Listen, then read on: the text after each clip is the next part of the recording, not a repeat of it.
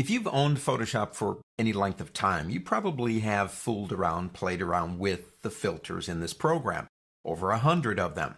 Some are pretty common. They kind of make sense, like a blur filter blurs and a sharpen filter sharpens. But some of them are not quite as easy to understand. And if you use them the right way, you can have a lot of fun. And one of those is the high pass filter. Do this. Open up this image, hold on the control key, and click on this one, and then double click. That opens both of them at the same time. Let's start with this one right here, the big wheel in London.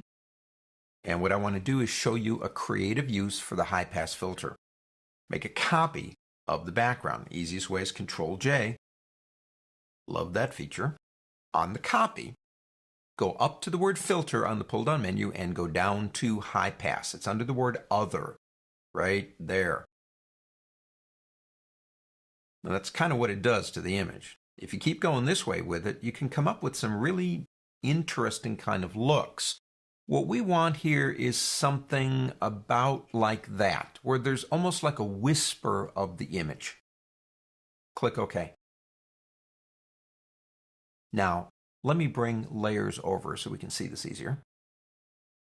Change the blending mode of that layer to hard light.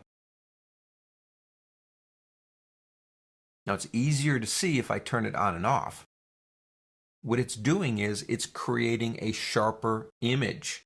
As a matter of fact, these are high-res images. Check that out. I'm going to turn it off and then turn it back on. See how you get more detail in some of these areas?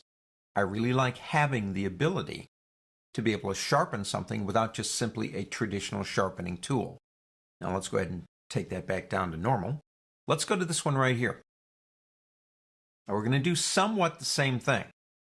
We're going to make a copy. And we're going to go to the word filter and go down to high pass again.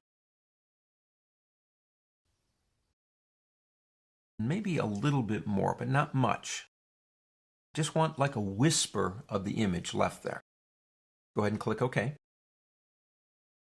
Now what we want to do next is go to the word image adjustments and go down to threshold. And maybe lower that down just a little bit. And click OK. What I'm trying to do here is create almost like a line sketch effect. So that's what I'm achieving by doing high pass, but we could add a little bit to this. For example, let's create a blank layer underneath this one.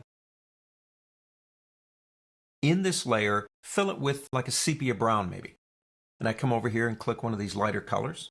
Hold down the Alt key and press the backspace key, which is a shortcut for doing that. And there it is.